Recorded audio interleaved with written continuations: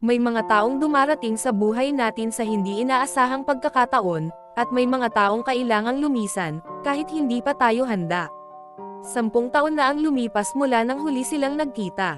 Sa isang masikip na pasilyo ng kanilang lumang paaralan, sa ilalim ng mga kumukutitap na ilaw ng junior and senior prom, nagpaalam sila sa isa't isa. Walang kasiguraduhan kung kailan muling magkikita, walang pangakong binitiwan, tanging panghihinayang at pangunawang sa pagkakataong iyon, hindi sila itinadhana.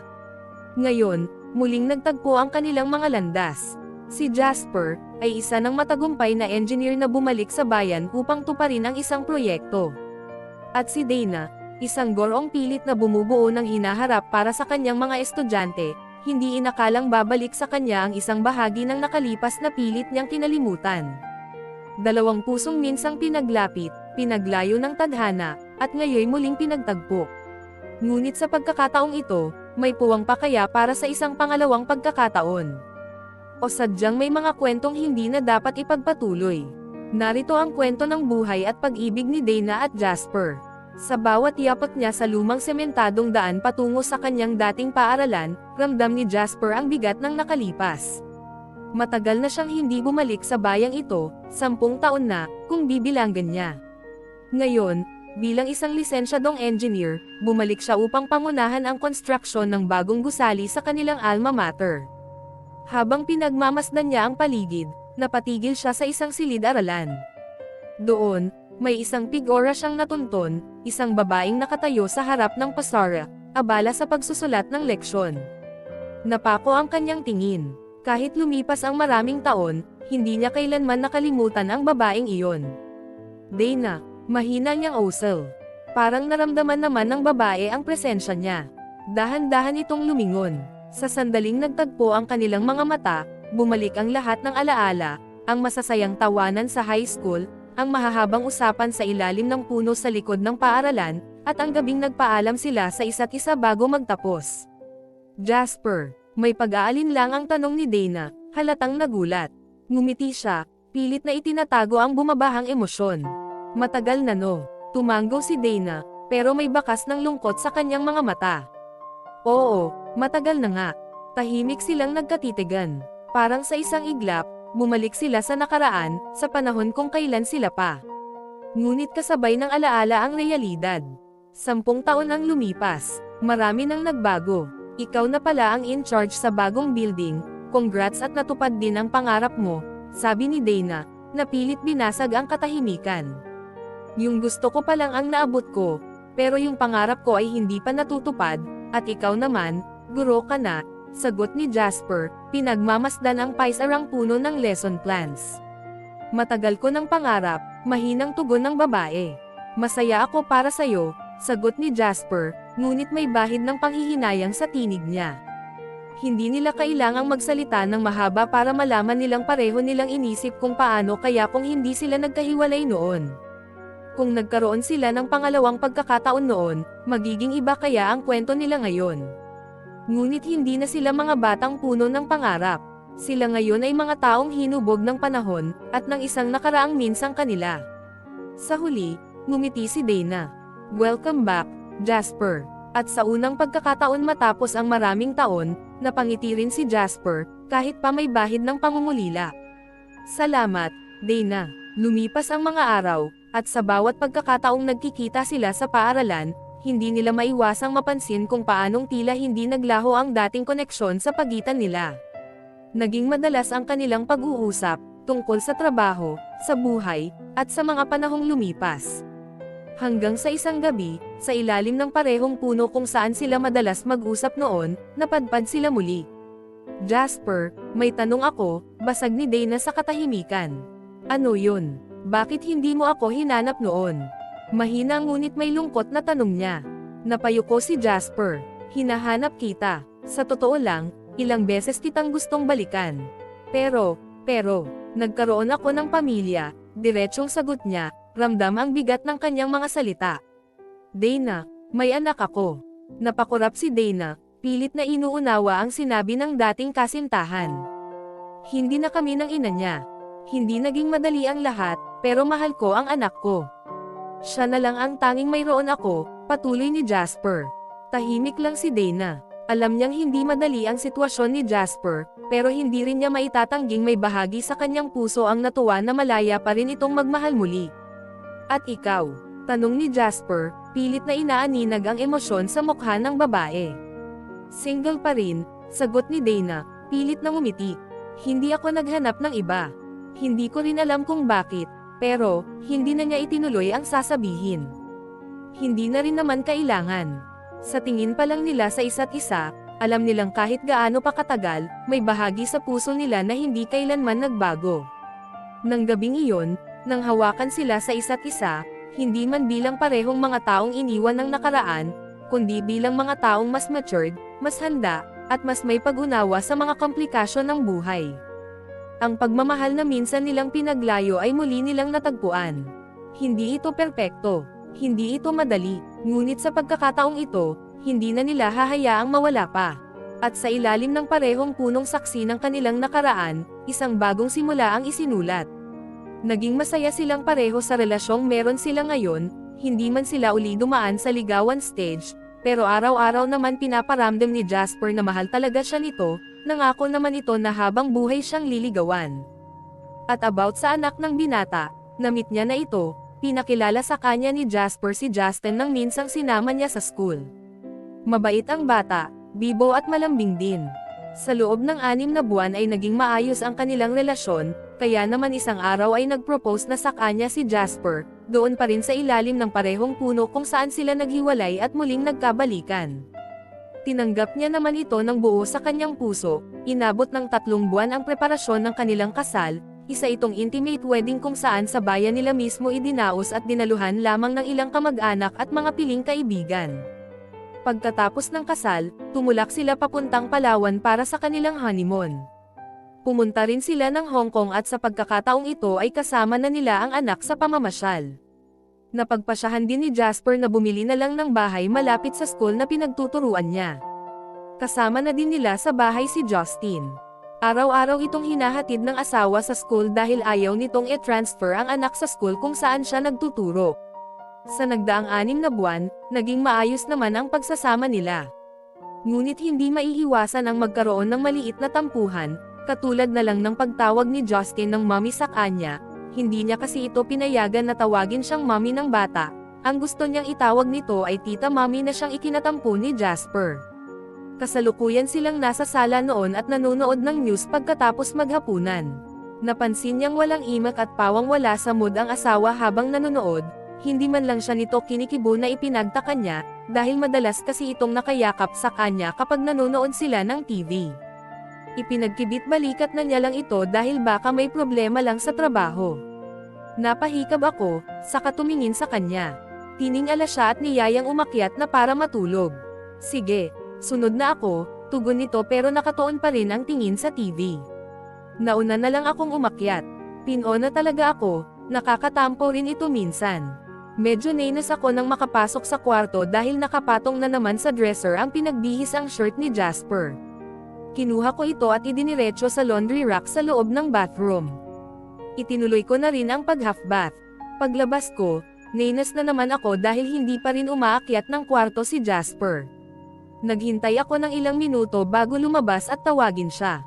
Pagtingin ko sa baba, nanonood pa rin siya. Nasa gitna pa lang ako ng hagdan ay tinawag ko na siya. Nakakunot noo naman itong tumingin sa akin. Napasimangot ako. Humalik muna siya sa ulo ng anak bago lumapit sa akin. Ilang beses ko bang sasabihin na huwag kang sisiga? Saad niya at nilampasan ako at tuluyan ng umakyat.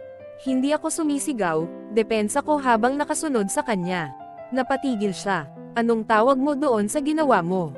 Mahinahon niyang tanong. Tinawag lang kita. I wasn't screaming. Okay. If you say so, saad niya at tumalikod na. Sumunod na lang ako sa kanya.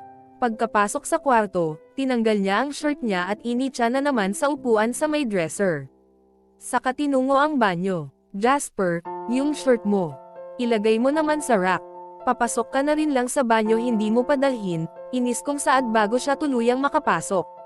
Napatingin siya sa akin. Kanina, iniwan mo naman dyan yung shirt mo. Gaano ba kabigat ang t-shirt at hindi mo kayang buhatin para ilagay sa laundry rack? Nakita ko ang pag-igting ng panga niya bago nagsalita. You know what? You can simply say na kunin ko tong shirt. Ang dami mo pang sinasabi, inis niyang saad. I was just reminding you. You are not reminding, you are nagging. Huwag mo ngang dinadala rito sa bahay ang pagiging teacher mo. I looked at him in disbelief. I'm your husband. Huwag mo akong pag-alitan na parang estudyante, saad nito bago pumasok ng banyo at isinarado. Napamaang na lang ako. Ganoon ba talaga ang dating sa kanya kapag pinapaalalahanan ko siya? Nakahiga na ako sa kama nang lumabas siya mula sa banyo. Naramdaman ko naman ang braso niyang pumulupot sa baywang ko. Hinawakan ko ito at hinaplos sabay sabi. Sorry if I sounded bossy. Humarap ako sa kanya na nakahiga na rin. Naisip ko rin kasi na may point siya, baka nga nasobrahan ko kanina ang salita ko. Napangiti naman siya. Hindi ka naman bossy, konti lang. Biro niya, sa kamarahang hinimas ang likod ko na yakap niya. Ngumiti na lang ako. Ayoko kasing mag-away kami sa maliit na bagay lang. Ang totoo niyan, okay lang naman na pagsabihan mo ako because I'm your husband. Huminga siya ng malalim bago itinuloy ang sasabihin. Nainis lang ako kanina dahil ayaw mong magpatawag kay Justin ng mommy, pag-amin niya. I looked at him. Kaya naman pala hindi siya nagsasalita kanina pa sa sala. Hindi mo ba tanggap ang anak ko? Seryoso niyang tanong nang hindi ako nagsalita. I caressed his cheek. Ano ka ba? Alam mong tanggap ko ang bata, at mahal ko na rin siya na parang anak. Justin is a nice kid and adorable. Noong una pa man, tanggap ko na siya. Bakit ayaw mong tawagin kanyang mommy? Tanong niya. Napangiti ako. Gusto ko lang manigurado. Huminga ako ng malalim bago nagpatuloy. Alam mong bawal akong tawagin ng bata na mommy. That's corruption of minors. Nasa batas yon, paliwanag ko. Sino namang magdedemanda sa'yo? Kunot noon niyang tanong. Yung mommy niya. Napatawa naman siya ng mahina sa sinabi ko. Mas lalo naman akong napasimangot. Ngumiti siya at hinalikan ako ng mabilis sa labi. It was just a smack. Saka ako niyakap ng mahigpit. He planted small kisses on my cheeks and neck. Niyakap ko na lang din siya at nagpaubaya. Akala ko ay okay na ang lahat, ngunit nagkaroon uli kami ng diskusyon dahil sa pagtatanggol ko sa anak niya sa school. Minsan kasing wala siyang pasok ay napagpasyahan niyang sunduin sa school si Justin, at diretso na nila bibisitahin ang ama sa trabaho para sabay-sabay na silang umuwi, ngunit ang plano ay hindi natuloy, dahil pagdating niya sa school ay eksaktong nagkakagulo ang mga bata. Ayon sa guro ay sinaktan ni Justin ang kaklase. Ngunit hindi agad ako naniwala. Kinausap ko muna si Justin na kaming dalawa lang, doon ko napag-alaman na binubuli ang bata, tinulak daw ito ng kaklase kaya nasuntok ni Justin ang kaklase. Ang gusto ng guro at ng magulang ng batang nasaktan ay masuspend si Justin, ngunit mariin ko iyong tinutulan, pinagtanggol niya sa harap ng guro at ng magulang ng kaklase ang anak nila. Ngunit pinagsabihan niya naman ang bata, ipinaliwanag na mali ang ginawa nito, na may ibang paraan para lumaban na hindi nakikipagbasag ulo. Na hindi maganda ang makipag-away. Nangako naman ang bata ba hindi na nito uulitin. Doon niya na-realize kung paano ang maging isang ina. Advantage niya lang na teacher siya, alam niya kung paano harapin ang iba't ibang ugali ng kabataan. Nanood muna sila ng TV habang hinihintay ang pag-uwi ng asawa. Ilang sandali lang din ay dumating na ito. He kissed me on the forehead bago hinarap ang anak na hindi makatingin ng diretso. I'll just take a shower at mag-uusap tayo, istriktong saad nito sa bata sa kaumakyat ng kwarto. Sumunod naman ako. Nasa bathroom na siya nang makapasok ako ng kwarto, umupo na lang ako sa kama at hinintay siya.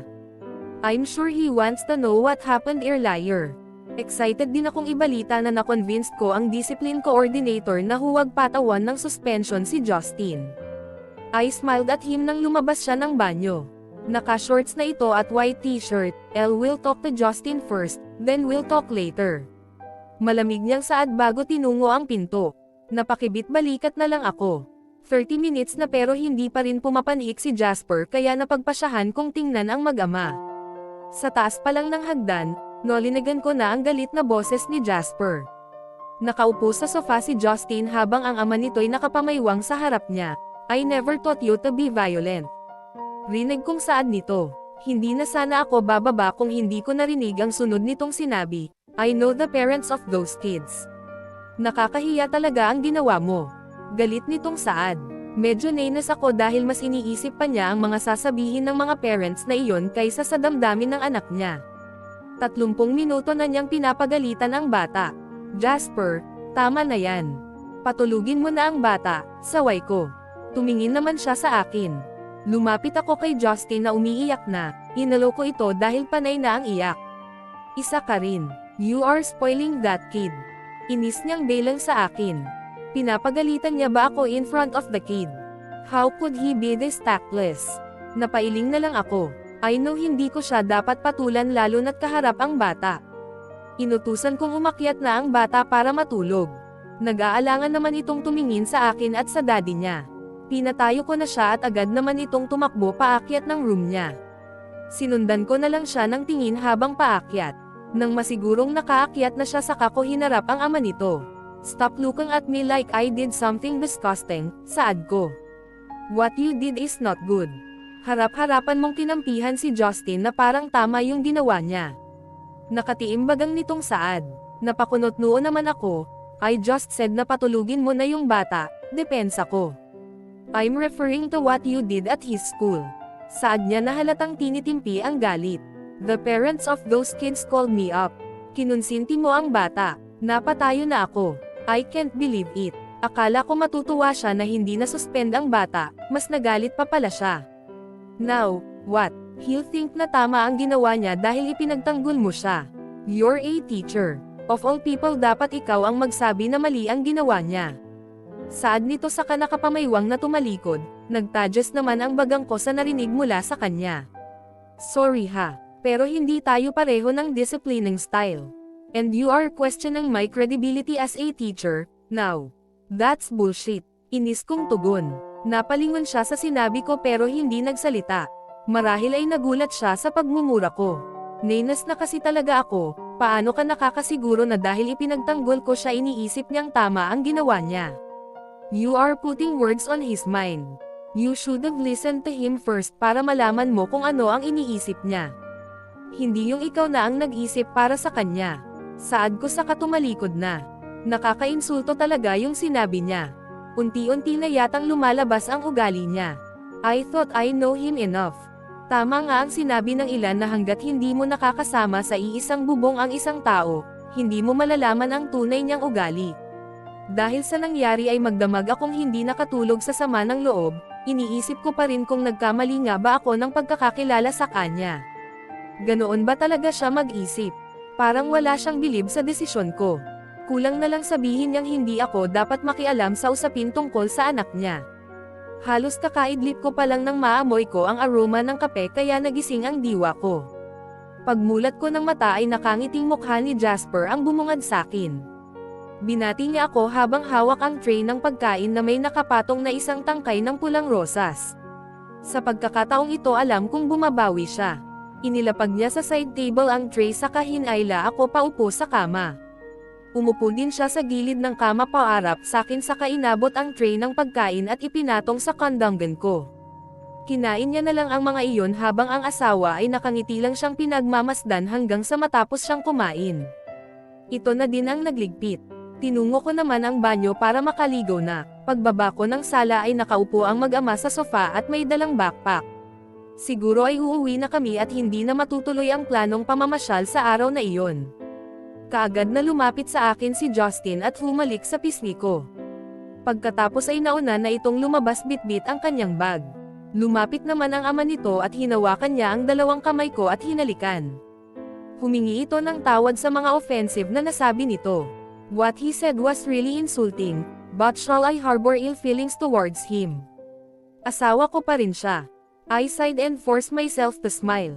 Kung gusto kong maging maganda ang relasyon naming kailangan kong intindihin ang paliwanag niya. Nakahinga naman ito ng maluwag nang makita niyang ngumiti ako. Nang araw din iyon ay tinuloy nila ang pamamasyal, sa isang white sand beach resort sila napunta. Nagbonding lang silang tatlo sa paglalangoy sa dagat maghapon. Gabi na nang maisipan nilang magpahinga, dahil sa pagod ay nakatulog agad sila. Isang araw, napansin ng asawa ang kanyang pananamlay, maghapon lang kasi siyang nakahilata sa kama, pakiramdam niya kasi ay pagod na pagod ang katawan niya, agad naman siyang dinaluhan ng nag-aalalang asawa, pinilit pa siya nito na pumunta sa hospital upang matingnan ng doktor, ngunit nainis siya sa sinabi nito, gusto niya lang naman magpahinga, kaya hinayaan na siya nito. Pagdating ng hapon ay bigla siyang natakam sa ice cream, niyaya niya ang anak nito na bumili sila, ngunit paglabas ng bahay ay nakasalubong niya ang asawa na papasok sa loob ng bahay, agad umakyat ang inis niya dito at hindi pinansin, nilagpasan lang nila ito habang nagtataka naman ang asawa sa kinikilos niya. Pagdating ng hapunan ay si Jasper ang nagluto, hindi niya maintindihan kung bakit hindi tinatanggap ng sikmura niya ang pagkain lalo na paborito naman niya ang niluto ng asawa. Subalit si Jasper ay napangiti sa inasal ng asawa, may idea nang pumapasok sa isipan niya kung bakit ganun ang kinikilos ng asawa, lalo na nang maghanap ito ng maasim na mangga na may kasamang bagoong, doon pa lang ay nakumpirma na niya na posibleng buntis ang asawa. Hanggang ngayon natatawa pa din siya sa reaksyon ni Jasper nang makumpirma nilang buntis nga siya, parang baliw kasi itong nagtatalon sa tuwa habang humihiyaw, maging noong mga araw na naglilihi siya. Napabilib siya sa haba ng pasensya ng asawa, bigla-bigla na lang kasi siyang humihingi ng mga pagkain dito kahit 10 oras ng gabi. At kapag hindi siya napagbibigyan sa mga gusto ay naiinis siya, madalas ang asawa lagi ang napagbubuntunan niya ng inis, kaya kahit pagod sa trabaho ay wala itong nagagawa kundi sundin ang gusto niya. Minsan naawa din naman ako sa kanya at naiinis sa sarili ko dahil hindi naman ako ganito nung hindi pa ako buntis, pero siya mismo ay walang magawa dahil hindi niya makontrol ang sarili at ang pagdedemand ng baby nila. Ngayon ay 4 na buwan na siyang buntis at nawala na ang cravings niya sa iba't ibang pagkain. Pero mas naging mas maalaga sa kanya ang asawa. Isang hapon matapos maghanda ng hapunan ay naupo muna siya sa sala habang hinihintay ang pag-uwi ng mag-ama, maaga siyang naghahanda para pagdating ng mga ito ay nakahain na siya, hindi rin naman nagtagal ay dumating na ang mga ito. Pansin kong parang kagagaling lang ni Justin sa pag-iyak nang umupo ito sa hapag. Habang ang asawa ko naman ay parang wala sa mood.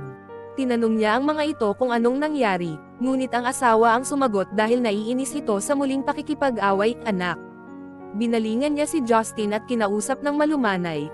Ayon sa bata ay muli na naman siyang binyuli ng mga kaklase. Ang mga ito daw ang nauna nang itulak siya kaya hindi na nakapagpigil na balikan din ang nambuli sa kanya.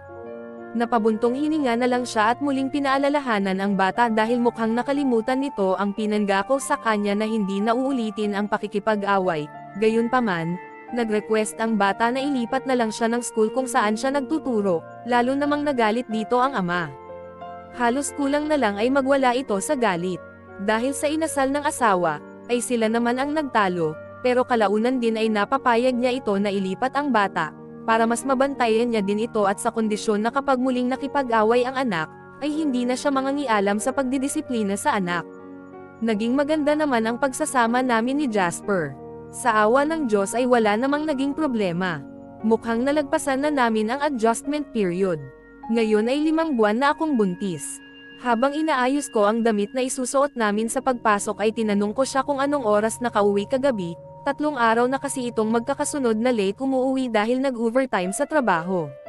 Hindi na niya ito hinihintay makauwi dahil makakasama sa kanyang pagbubuntis ang magpuyat, mag-aalas 12 na, hindi nakita Jean Iseng, ang himbing kasi ng tulog mo, napatango na lang siya sa sagot nito. Habang kumakain ng almusal ay napansin niyang hindi mapakali ang asawa parang may gustong sabihin ito ngunit may pag-aalinlangan dito. Hindi na siya nakatiis inunahan na niya ito, may gusto ka bang sabihin? Imbes na sumagot ay bumantong hininga ito sabay tayo bitbit ang kanilang pinagkainan, pagbalik nito ay inaya na sila ng anak dahil malilate na sila, pagtingin niya sa relo ay may 15 minutes na lang sila para bumayahe kaya binaliwala na lang niya ito dahil baka matraffic pa kami. Pagsapit ng uwian nagulat ako dahil paglabas naming ng gate ni Justin ay nasa labas na si Jasper na naghihintay sa amin. Napangiti ako dahil bumabawi siguro sa sunod-sunod na late umuwi, pagkalapit namin ay biniro ko pa ito kung i-date niya kami, subalit tiningnan niya lang ako sa kahuminga ng malalim. Kailangan ko kasing ihatid si Justin sa mami niya, doon na muna siya ngayong weekend. Agad namang namilog ang mga mata ng bata pagkarinig sa tinura ng ama. Hindi niya alam kung anong mararamdaman niya, lalo na nang malaman nitong 4 days ago pa pala dumating ang ina ng bata. Pagdating sa bahay ay hindi na pinasok ng asawa ang sasakyan sa garahe, inutusan agad nito ang anak na mag-empake ng ilang gamit dahil aalis din sila agad. Excited naman itong pumanhik sa kwarto niya. Bigla siyang nainis sa asawa dahil hindi man lang nabanggit sa kanya ang tungkol dito. Pero ayaw ko namang mag-isip ng hindi maganda, and somehow mas mapapanatag ako kapag nalamang kasama nito ang asawang Canadian. Ngunit binalot siya ng paninibugho ng malamang divorced na ang ina nito sa naging asawa. Ang daming pumapasok sa kanyang isipan na hindi magaganda, lalo na ang isiping may 4 na araw na itong nakauwi, ibig sabihin nagkakausap na ito at ang asawa niya. Para mawala ang kanyang pagdududa, tinanong niya si Jasper kung saan ihahatid ang anak, kung sa bahay ba ng magulang ng ina or kung saan, ngunit lalo lamang siya nagngit-ngit ng malamang nasa apartment ng asawa pinatuloy ang ina ng bata. Maya-maya pa ay bumaba na si Justin bitbit ang kanyang bag, mabilis itong humalik sa kanyang pisngi bago nagpaalam. Wala namang naging imak ang asawa bago lumabas ng bahay, I sighed. Bakit hindi man lang niya sinabi sa akin ang bagay na ito, at pinatuloy pa talaga sa apartment yung ex niya. Matagal akong nakaupo sa sofa bago ko nagawang tumayo at umakyat na sa kwarto. Ilang oras na siyang pabaling-belang sa kanilang higaan, hindi siya makatulog dahil wala pa ang kanyang asawa. Ayaw ko namang magduda sa kanya pero hindi ko talaga maiwasang mag-isip ng hindi magandang maaaring mangyari, ngayong dumating na ang ina ni Justin. Somehow, I still have the insecurity lalo na alam kong maganda yung ina ng bata at mas nadagdagan iyon dahil buntis siya. Hindi na siya nakatiis, bumangon na siya at bumaba sa kusina para uminom ng gatas, sa sala na lang niya hihintayin ang asawa. Hindi na niya namalayan ang oras na katulog na pala siya. Nagising siya sa pakiramdam na parang nalulula. Naramdaman kong may mga kamay na nakahawak sa likod ko. I opened my eyes, buhat-buhat pala siya ng asawa paakyat ng hagdan. Nagpababa ako sa kanya ngunit hindi niya ako binitawan, pagpasok sa kwarto ay maingat niya akong inilapag sa kama. Pagtingin ko sa orasan ay 12:00 na pala ng gabi, bumalik ang inis kong naramdaman kanina, tinanong ko siya kung bakit late nang nakauwi, nagsabi naman ito na nag-usap lang daw sila ng ina ng bata, ngunit nang pinilit ko kung anong napag-usapan nila, hindi naman daw importante at tinulugan na ako dahil pagod daw siya. Hindi daw namin dapat pinagtatalunan ang ganoong bagay. Mas lalo akong nagngit-ngit sa galit, dahil kung hindi naman importante ang kanilang pinag-usapan, hindi sila aabutin ng 1 oras para mag-usap at hindi siya uuwi ng hating gabi. Marahas na lang siyang napabuntong hininga, naramdaman niya ang pagkislat ng bata sa tiyan, niya kaya naman ikinalma niya ang sarili. Kinabukasan, late na siyang nagising, buti na lang wala silang pasok, wala na din sa higaan ang asawa niya. Muli na namang bumalik ang inis ko nang maalala ang hindi niya pagsagot ng maayos sa akin kagabi.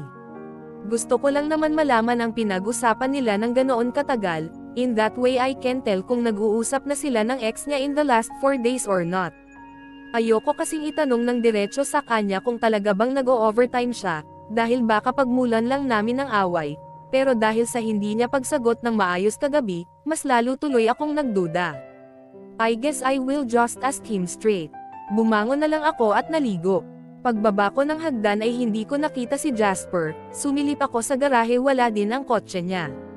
Pumunta ako sa kusina at nakita ko ang nakatikip na pagkain na may nakalagay na note sa ibabaw, binasa niya ito, "Babe, kailangan kong pumunta sa ng station, nag-bog down ang system. I will be back as soon as it turns normal." Napasimangot na lang ako sa note niya. Hindi man lang ako ginising para magpaalam. Hindi pa nga naaalis ang inis ko kagabi, dinagdagan na naman niya.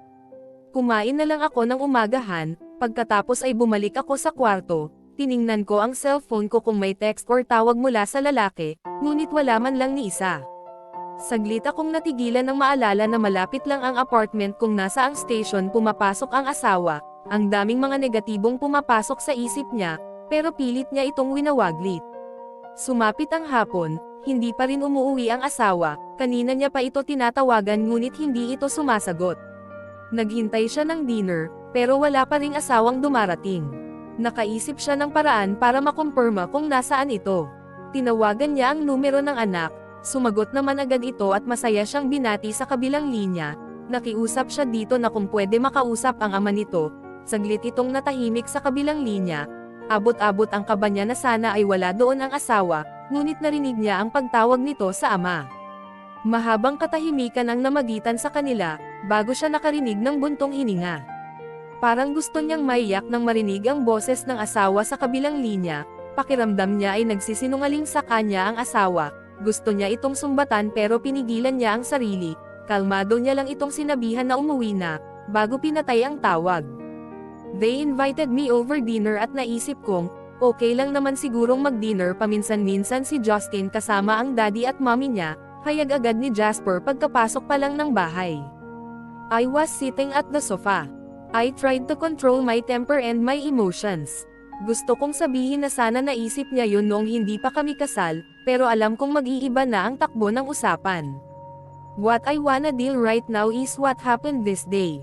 Anong oras natapos yung trabaho mo sa station? Mahinahon kong tanong. He stared at me for a moment but I remained calm. 5 p.m., tipid niyang sagot. He better tell me the truth, dahil hindi siya makakapagsinungaling sa akin. I have my own way of bringing out the truth. I've learned it for so many years. I've been calling your phone since 3 p.m. Bahagya itong natuliro sa tanong ko pero agad ding sumagot. Kanina ko lang tiningnan yung phone ko. Alam mo namang hindi ako nag-o-open ng phone sa trabaho, at busy kami kanina, paliwanag niya. I wasn't convincing and I was sure it was written all over my face. Busy kayo, Nino? Tanong ko ulit nang hindi inaalis ang tingin sa kanya. Ng mga kasama ko sa work. Sino pa ba? Inis niyang sagot. I smirked at his reaction. Siya pa talaga ang nagagalit. Nagtatanong lang ako. Pasalamat siya dahil hindi ako naghi-hysterical ngayon. Paano ka in-invite ng mag-ina kung kanina mo lang tiningnan yung phone mo? Sa totoo lang ang daming loopholes sa mga paliwanag niya. Pero as much as possible, ayokong mag-conclude na nagsisinungaling siya, just because he can't answer my questions coherently. Dumaan lang ako saglit doon to check on Justin bago sana ako uuwi. At yun nga na-convince nila ako na mag-dinner na doon, paliwanag niya. And you forgot that you have a wife who might be waiting for you on dinner time. I smiled bitterly. And you didn't even have the guts to inform her and say hey. I can't come home over dinner. I'm with my son and his mother, ha. I was hurting at hindi ko na iyon kayang kontrolin. I have to let him know that I'm not comfortable with it. He stared at me for a moment bago siya nagbaba ng tingin. I'm sorry. It won't happen again, he said and held me on the shoulders while kissing my forehead. Yun lang ba ang sasabihin niya? I am not satisfied with that answer. Why didn't you inform me na tapos na ang trabaho mo at nandoon ka na sa mag-ina mo? I asked trying to control my tears. I'm sorry babe. Mahinang wika niya at saka ako kinabig para yakapin. Mas lalo namang nadagdagan ang inis ko. I expect some explanation not a sorry. Paliwanag kung bakit niya ako nakalimutang sabihan. Or did he deliberately keep it from me? Pinalis ko ang mga kamay niya. A sorry is not what I need right now. Umakyat na lang ako patungo sa kwarto. I expected him to follow me right away and explain, but he didn't. Humiga na lang ako at nagtakip ng unan, saka inilabas ang luhang kanina pa gustong umalpas sa aking mga mata. Makalipas ang ilang minuto, nolinagan ko ang pagpasok niya at ang lagaslas ng tubig na nagmumula sa banyo. Hanggang sa nakatulog na lang ako na masama ang loob. Good morning babe. Sorry ulit sa nangyari kagabi ha. Bungad niya pagkagising ko. I didn't say a word. Masama pa rin ang loob ko, hindi man lang niya ipinaliwanag kung bakit hindi niya nasabi sa akin na magdi-dinner siya doon, samantalang ang paalam niya lang ay may emergency sa station. Maghahanda na ako ng breakfast, sunod ka na sa baba ha. Saad niya at hinalikan ako sa noo bago tumayo at tinungo na ang pinto. Bumantong hininga na lang ako at tinungo na ang banyo. Pagbaba ko, may nakahain ng pagkain. Ngumiti siya at agad niya akong ipinaghila ng upuan at hinainan ng pagkain. Tahimik lang akong kumain. Mayat maya naman siyang tumitingin sa akin pero hindi ko pinapansin. Kapag nakikita ko siya, mas lalo kong naiisip na sinadya niyang magsinungaling sa akin kahapon. Maya-maya pa ay hindi na nakatiis ang asawa, niyaya siya nito na mamasyal sila, ngunit tumanggi ako kahit anong pagpupumilit niya, hanggat hindi niya sinasabi ang totoong nangyari kahapon. Sa bahay lang kami nagstay maghapon. Siya ang gumagawa ng mga gawaing bahay. Kanina nga ay naggrocery pa siya. Pagdating ng tanghalian ay umakyat ito sa kwarto para sabay uli kaming kumain. Hinawakan niya ang baywang ko at marahang humalik sa pisngi ko. I looked at him. He smiled nervously. Tumayo na lang ako at nauna nang naglakad palabas ng room. Agad naman siyang sumunod at umakbay sa akin. Hinayaan ko na lang. After lunch ay umakyat na ulit ako ng kwarto. Hinayaan ko lang siya sa baba. Snacks are served. Napapitlag ako sa bigla niyang pagsasalita. I looked at the time. 3:00 na pala ng hapon. May nakahanda ng burgers at pineapple juice sa maliit na center table ng couch. Pero napukaw ang pansin ko sa isang palumpon ng rosas na katabi nito. Agad niya itong kinuha at lumapit sa akin. Patawarin mo na ako, please. Saad niya sabay abot ng bouquet. Mariin ko lang siyang tiningnan. Why didn't you inform me na doon ka magdi-dinner? Balik tanong ko. I looked at him intently. Huminga naman siya ng malalim at tumingin ng diretso sa akin. Because I know you won't like the idea, he muttered. Is that enough justification para magsinungaling ka sa akin? Kalmado kong tanong. Nope, that's why I'm apologizing. Please huwag na tayong mag-away tungkol dito. Mahina niyang saad habang nakatingin pa rin sa akin ng diretso. Hinawakan niya ako sa magkabilang balikat at saka hinalikan sa noo. Then, don't do something that would hurt me. I whispered. Yes, I'm sorry. Saad niya at hinalikan ulit ako sa noo. I closed my eyes. I just know in my heart, hindi ko siya kayang tiisin. Naging okay naman kami pagkatapos ng pag-uusap namin at pag-explain niya sa nangyari. Kahit alam kong hindi sapat na dahilan ang pag-aalala niya, na hindi ko magugustuhan ang idea na magdi-dinner siya kasama ang mag-ina niya, kailangan kong intindihin, na minsan nagkakamali din siya, at bilang asawa, kailangan kong tanggapin ang mga kahinaan niya. Sa nakalipas na mga araw, ay may panakanak siyang nararamdamang paghilab ng tiyan, pero binaliwala niya iyon, dahil inisip niya na baka sa kabusugan niya lang at nawawala din naman kasi agad. Linggo ng hapon ay nagtatalo sila ng asawa, naisipan niya kasing sumama sa pagsundo kay Justin, ngunit ayaw siyang payagan ng asawa dahil mapapagod lang siya sa biyahe, pero nagpumilit pa din siya, wala naman kasi siyang gagawin at gusto kong makauwi din siya agad, dahil sa isiping kapag ito lang ang sumundo ay baka anong oras na naman ito makauwi, ayaw niya na nag-uusap pa ito at ang ina ng bata, lalo na nasa poder pa din naman nila si Justin. Ngunit kung mapilit siya ay mapilit din ang kanyang asawa na huwag siyang isama, pareho na sila naiinis habang nagtatalo. Para matapos lang ang lahat ay pumayag siyang hindi na sumama, pero binigyan niya ito ng ultimatum ng oras ng uwi, kailangan makabalik agad ito ng bahay sa loob ng 3 oras, at kapag lumagpas ito ni 1 minuto, ay wala na itong asawang madadatnan pa sa bahay, saka ito tinalikuran at umakyat na sa kwarto nila, akala niya ay umalis na ang asawa, sumunod pala ito sa kanya, may nakita siyang dumaang takot sa mga mata nito nang makitang kumuha siya ng bag para maghanda ng gamit niya, pinigilan siya nito at pumayag na sumama na lang siya sa pagsundo, ngunit nasira na ang kanyang mood, tinaboy na niya ito at pinaalala ang oras, nagmadali namang umalis ang asawa. Napabuntong hininga na lang siya.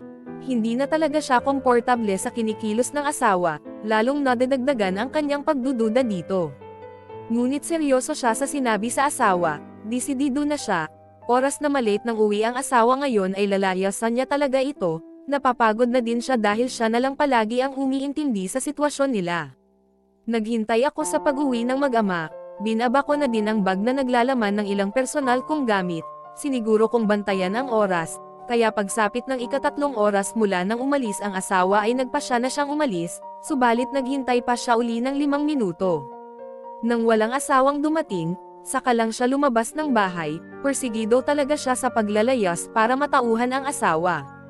Pagkalabas ng bahay, ay naghintay siya ng masasakyan sa tapat mismo ng bahay nila, ngunit dahil siguro sa gabi na ay wala nang dumadaan na sasakyan, kaya naman makalipas ang 10 minutong paghihintay, nagpasya na siyang maglakad hanggang sa may main gate ng kanilang subdivision, doon kasi mas marami nang dumadaan na mga sasakyan dahil national road na iyon, doon na lang siya mag-aabang ng taxi, medyo may kalayuan din iyon mahigit 10 minuto din na lalakarin, maliwanag naman ang daan kaya safe pa din na maglakad.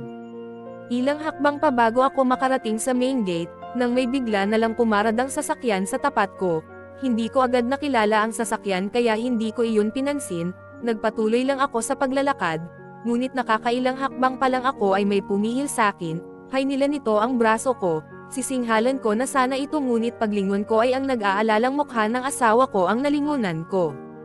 Malamig ko itong tiningnan. Nagpapaawa lang itong nakatingin sakin, inakay ako nito ng may pag-iingat papunta sa sasakyan. Sumakay naman ako sa loob ng kotse, paglingon ko sa backseat ay nandoon pa si Justin, mukhang nakatulog na ito sa biyahe. Wala kaming naging imikan hanggang sa makarating kami ng bahay. Ay nalalayan niya akong bumaba ng kotse, kinuha na din nito ang dala kong bag. Nauna na akong pumasok sa loob ng bahay dahil bubuhitin niya pa ang natutulog na anak. Tuloy-tuloy naman akong umakyat sa kwarto namin at nahiga, habang nakatakip ang unan sa mukha ko. Maya-maya pa ay naulinagan ko ang pagpasok niya sa kwarto at ang lagaslas ng tubig mula sa banyo. Hindi rin naman ito nagtagal doon dahil ilang saglit lang ay naramdaman niyang tumabi ito sa akin at niyakap ako. Tinabig ko naman ang kamay nito. Pasalamat siya at wala akong nasakyan agad, kung hindi wala na talaga siyang asawang maaabutan. Ngunit muli siya nitong niyakap ng mas mahigpit, kung hindi lang sana malaki ang tiyan niya ay nagpumiglas na siya. Gusto niya sana itong harapin, kaso mahigpit niya akong yakap, kaya hinayaan ko na lang. Anong napag-usapan niyo, bakit ka na late umuwi? Maya-maya ay usis ako dito, ayaw niya ng idea ng pag-transfer ni Justin ng school. She's blaming it on you, halos pabulong niyang sabi. Napamaang ako, ang bata ang may kagustuhan na lumipat ng school. Kaya ba ayaw din ng asawa na ilipat ng school ang bata, dahil ayaw ng ina nito? Muli siyang napabuntong hininga. Did you explain to her the reason kung bakit gusto ng bata na mag-transfer? Yes, pero hindi siya naniniwala. Pinagpipilitin niya na kaya nailipat ng school si Justin kasi doon ka nagtuturo, paliwanag naman ito. I was speechless. Well, I can't blame her for thinking that way. Pumayag lang naman ang asawa na e-transfer ang bata dahil sa pangungumbinsi ko. Pero kung talagang ina siya, dapat hindi niya iniiwan ang anak niya at siya dapat ang nag-aalaga rito. Anong sinabi mo sa kanya nung pinipilit niya na ako ang nagsabing e-transfer ang bata? Of course, I told her that it was my decision, not yours. Ano pa bang dapat kong isagot? Naiinis nitong sabi, I am just asking, bakit ka ba nagagalit? Inis ko ding belang dito. Hindi ako galit, he said almost shouting saka umupo sa kama at nag-facepalm. Hindi ka galit pero tumataas ang boses mo. Biglang uminit ang ulo ko sa reaksyon niya, dahil hindi na dapat pa natin pinag-uusapan ang ganitong bagay. Sabi niya na sinisikap na huminahon, hindi ko maintindihan kung bakit ayaw mong pag-usapan ang bagay na ito. This concerns us all. Naiinis na talaga ako sa pag-iwas niya sa mga isyo, kasi nga nangyari na ang nangyari. Nakalipat na ang bata sa school niyo, saad niya sa mababang tono. I heaved a sigh at umupo na rin sa kama. He's right. Kahit magsisihan pa kami, wala na rin namang silbi. There was a long silence. Napag-usapan na namin nung inihatid ko si Justin na doon siya every weekend habang hindi pa tapos ang school year, putol niya sa mahabang katahimikan. So, yun pala ang pinag-usapan nila ng matagal kaya hating gabi na siyang nakauwi noon. Bakit kasi ang hirap niyang i-open up sa akin ang mga bagay na to? Napatango na lang ako. Ano pa nga ba ang magagawa ko? Ihahatid ko na lang siya doon every Friday afternoon, dagdag niya. Sige pero sasama ako sa paghatid, wika ko. Napakunot noon naman siya. Mapapagod ka lang, salungat niya. Hindi naman 5 oras ang biyahe papunta doon. Ismid ko sa kanya. Dana, buntis ka, saad niya sa nagpipigil na tono. Mas lalo tuloy akong nainis. Gusto ko lang namang masigurado na ihahatid lang talaga niya ang bata. I am pregnant at alam kong may pangangailangan ang mga lalaki, baka maakit pa siya sa babae, sobrang ganda pa naman ng isang yon. Sasama ako sa paghatid o siya ang mismong susando sa bata. Matigas kong sabi. Napahinga siya ng malalim. She's financially drained at makakadagdag sa gastos niya kung magko-commute pa siya para sunduin ang bata. Mapakla akong napangisi sa paliwanag niya. Seriously, mas iniintindi pa niya ang sitwasyon ng babaeng yon kesa sa nararamdaman ko. So, you still care about her? Fine. Sige sumama ka kung gusto mo. Inis niyang saad sa kaagad na tinungo ang bathroom. Kung pwede lang ibato ang lampshade sa side table ay ibinato ko na. Nakakainis na talaga siya. Bakit ba mas iniintindi pa niya ang babaeng yon? I'm trying my best to understand him, pero wala man lang siyang effort na ipaintindi sa akin ang lahat. Nagpupuyos ang damdamin ko. I held a deep breath to calm myself. Ayokong ito pa ang makasama sa baby na dinadala ko. I went down at nagpalipas na lang ng sama ng loob sa sala. Matapos ang kalahating oras saka ko narinig ang mga yabag niya pababa. Babe, akyat na tayo, aya niya nang makalapit. Ayoko nang makipagtalo kaya tumayo na lang ako at nauna nang umakyat. It's a good thing na kasama ko ulit si Justin pagpasok at pag-uwi. Somehow naiibsan ang pagkainis ko sa ama niya. Malambing kasi siya at touchy. Madalas siyang nakayakap lang o nakahawak sa kamay ko.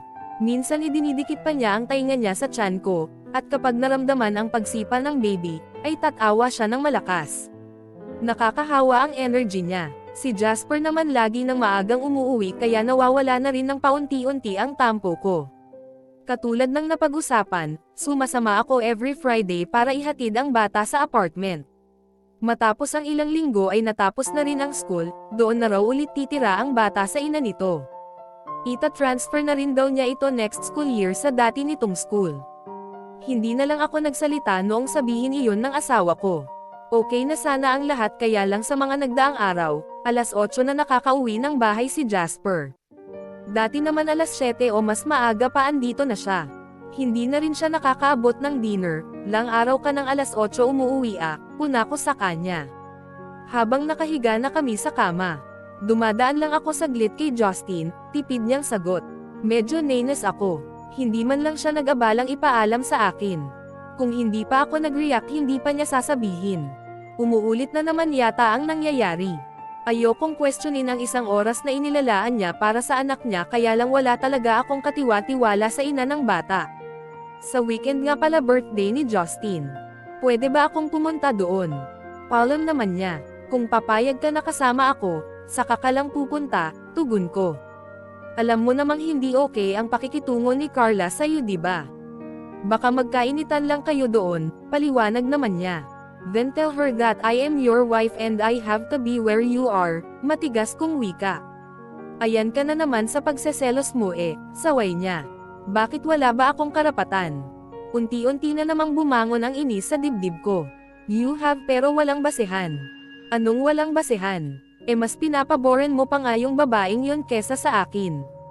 Inis kong wika. Okay hindi na ako pupunta. Can we sleep now? Irita nitong tugon. Inis naman akong tumalikod sa kanya at pumikit. Kainis. Bakit ba ayaw niya akong isama doon? Gusto ko lang namang ipamukha sa babaeng yon na ako na ang asawa niya. Pero okay na rin dahil hindi na rin naman siya pupunta. Buti ngayong weekend hindi talaga siya umalis at dito lang sa bahay. Akala ko ay magiging okay na kami. Subalit, 3 araw na sunod-sunod na umuuwing late si Jasper, walang pasabi kung bakit siya ginagabi ng uwi, kahit sa text o tawag ay hindi niya ako ini-inform, kaya naman nung ika-4 na araw hindi na ako nakatiis, anabangan ko ang pag-uwi niya dahil lumalala na ang pag-iisip ko ng mga negatibo. You're late, iniskang sa antik pasok niya pa lang ng kwarto. Mag-aalas 12 na kasi ng hating gabi. Nag-OT ako. Tipid niyang sagot saka lumapit at humalik sa pisngi ko. 3 days in a row, Jasper, inis kong tugon. He looked at me with irritation. Pinagdududahan mo ba ako? Asik niya. You are giving me reasons to. Hindi ka nga pumunta nung weekend para sa party ng anak mo, pero bumabawi ka naman ngayon. Napupuno na talaga ako sa kanya. Ano, sinabi ko di ba nag-overtime ako? Medyo tumaas na rin ang boses niya, sinong nakakaalam? Galit na galit kong sagot. Kung gusto mo, tingnan mo ang aking payslip kapag nakuha ko ang sweldo ko at e-compute mo, total magaling ka naman sa math. Inis niyang tugon. Bago pa ako makapag-react nagsalita ulit siya. Di ba nakukumput mo pa ang oras ng pag-uwi ko? Kaya mo ngang, e-estimate ang oras ng traffic. Lumalabas na ang ugat sa noo niya. Hindi ko pa siya nakitang nagalit ng ganito dati. Lagi kang nagsiselos sa wala. Dagdag pa niya. Huwag na huwag mong sasabihin na walang basehan ang mga sinasabi ko, dahil alam nating dalawa kung ano ang totoo, at kung ilang beses kitang pinagbigyan, sombat ko, o sige. Paniwalaan mo ang dapat mong paniwalaan. Sabi niya at akmang lalabas na ng kwarto pero pinigilan ko siya sa braso. Ikaw pa ang galit, kung nag-iisip ka hindi mo dapat pinatire sa apartment yung babaeng yon. Asek ko. Magsasalita sana siya pero pinutol ko siya. Alam ko na, ginagawa mo ito para kay Justin. Pero alam na alam mo na hindi mo ipinagbili ang apartment para may matuluyan tayo pag nandun tayo sa syudad, at hindi para tirahan ng ex mo. Sigaw ko sa kanya. Kung galit siya, galit na rin ako. Hindi nga siya makauwi sa kanila dahil pinuputakti siya ng tanong ng parents niya about her failed marriage. Intindihin mo naman yung sitwasyon, mahinahon niyang paliwanag na mas lalong nakadagdag sa inis ko. Kailangan niyang tanggapin ang kahihinatnan ng kanyang mga ginagawa. Bakit ba masyado kang nag-aalala sa kanya? Hindi mo ba naisip na hindi ako komportable sa pagtira niya roon, at palagi kang late dahil sa kanya? Bakit hindi mo nalang intindihin na hindi ako makakalayo sa kanya dahil ina siya ng anak ko? Walang kalaban-laban niyang sabi, asawa mo ako Jasper. Alam mo ba ang impression nun sa akin? Huminto ako. Hindi siya umimik. Ibinabahay mo siya, Jasper. Ibinabahay. Sa wakas lumabas na rin sa bibig ko. Yung isang idea na pinilit kong tinatanggal sa isip ko all this time, sinubukan kong pigilan ang mga luha ko. Kalokohan lang yan, inis nitong bulalas sa kanya. Ngayon mo na-realized, ang lakas mong makatu-wives. Dagdag ko pa. Alam kong nawala na ako ng katwiran at kung ano-ano na ang lumalabas sa bibig ko. Galit ako, at hindi ko na ito mababawi. Tandaan mo ito, sa buong buhay ko, isa lang ang magiging asawa ko. At ikaw iyon. Napamaang ako sa sagot niya. Pero ang baba pala ng tingin mo sa akin. Bakas ang sakit sa mukha at tono ng pananalita niya. Napaupo ako sa kama at napaluha. Narinig ko na lang na nagsara ang pinto. Siya pa ang galit ngayon. Nakakainis na talaga siya. Kapag nagsasagutan kami lagi na lang siyang umiiwas. Parang gusto kong basagin ang frame na nakasabit sa dingding. Inis akong tumayo para sundan siya pero napaupo ako nang maramdaman ang paghilab ng tiyan ko. Sinubukan kong huminga ng malalim at mag-relax. Buti na lang at nawala rin ang sakit. Akala ko manganganak na ako nang wala sa oras. Humiga na lang ako at natulog na. Pagkagising ko, hindi ko na naabutan pa si Jasper. Hindi ko rin alam kung saan ito natulog dahil walang bakas na nahiga ito sa kama. Maghapon lang ako sa bahay. Kinagabihan, late na naman siyang umuwi. Hindi ko na siya hinintay at natulog na lang, lalo na at napapadalas ang paghilab ng tiyan ko. Ngunit naramdaman ko ang pagdating niya, pero antok na antok ako kaya hindi ko na lang siya kinausap. Dumiretso naman siya sa bathroom. Naulinagan ko pa ang lagaslas ng tubig bago ulit ako hinailan ng antok. Pagkagising ko wala na ulit siya. Maaga na naman sigurong umalis. Bumigat ang pakiramdam ko. Alam niyang buntis ako pero parang tinitikis pa niya ako. Ano bang nagawa kong mali? Nagsawa na ba siya sa pagiging nagger ko? Ayaw na ayaw niya kasi ang sumasagot sa mga tanong, ako naman gustong gusto kong marinig ang paliwanag niya, pero dahil lang ba doon magagalit na siya ng tuluyan sa akin? At wala ba akong karapatang magreklamo sa mga desisyon niyang hindi ako komportable? Napaka-unfair naman niya. Iniintindi ko siya pero maliit na pagkakamali ko lang, hindi na niya ako pinapansin. Dahil sa pinagsama-samang selos, insecurities, inis at galit ay hindi na siya nakapag-isip pa ng tama. Nagdesisyon siyang pumunta muna sa kaibigan niyang si Key, dahil baka tuluyan na siyang mabaliw at baka ikapahamak pa ng kanyang baby. At dahil sa palaging pakikipagtalo niya sa asawa, di niya namalayan na naapektuhan na pala ang kanyang pagbubuntis. Habang nasa biyahe ay nakaramdam siya ng paghilab ng tiyan, medyo nahihilo rin siya dahil siguro sa kulang sa tulog. Mabuti na lang at isang sakay lang ng bus ang bahay ng kaibigan at nasa tabing kalsada lang ito. Pinilit niyang kinakalma ang sarili pero sa ngayon ay medyo sumasakit na din ang kanyang ulo, para siyang lalagnatin na hindi niya maintindihan. Mabuti na lang at malapit na siya sa bahay ng kaibigan, sinikap niyang makababa ng bus kahit nakakaramdam na siya ng takot. Sumasabay ang sakit ng kanyang ulo at pagkahilo, hindi na rin nawawala ang sakit ng kanyang tiyan. Eksaktong pagkababa niya ay nag-aabang na din naman ang kaibigan dahil nag-message siya dito bago pa makasakay ng bus. Agad naman siya nitong sinalubong pagkakita sa kanya, ngunit naalarma ito nang makitang may dugong umaagos sa kanyang hita. At iyon ang huling natandaan niya dahil nawalan na siya ng malay. Nagising siya na puting kesem agad ang bumungad sa kanya. Kinurap-kurap niya muna ang kanyang mga mata bago inikat ang paningin sa buong kwarto. Napagtanto niya na nasa hospital siya nang mapansin ang swerong nakakabit sa kamay niya, Saka pa lang niya naalala ang nangyari, agad siyang naalarma at mabilis na hinaplos ang kanyang tiyan, nang maramdamang nandoon pa ang baby niya ay saka pa lang siya kumalma at napabuntong hininga ng malalim, doon naman bumukas ang pinto at pumasok ang doktor habang nasa likod nito ang isang nurse at ang kaibigan niya. Sinabi ng doktor ang kalagayan niya at ng baby, pinayuhan siya nito ng dobleng pag-iingat dahil humina ang kapit ng baby at kung sa susunod na maulit ang nangyari sa kanya, baka hindi na kayanin pa ng baby niya, ganon na din ang complete bed rest at pag-iwas sa stress. Napatango na lang siya sa doktor at nagpasalamat dito. Pagkaalis ng doktor ay hindi na niya napigilan ang maiyak, sinisisi niya rin ang sarili dahil nagiging pabaya na siya sa anak, napansin din naman ito ng kaibigan at agad siyang dinaluhan nito, nilabas niya sa kaibigan ang hinaing sa sitwasyon nilang mag-asawa, kaya inalok siya nito kung gusto niyang magbakasyon muna sa rest house nila, mahigit 2 oras ang biyahe papunta doon, at ang nanay na lamang nito ang naiiwan sa rest house kapag may pasok sila, dahil nangungupahan kasi ito malapit sa school na pinagtatrabahuhan nila kapag may pasok. Agad naman siyang nagpasalamat sa alok nito at sinabing pag-iisipan niya munang mabuti, sa kanya lang naalala ang asawa.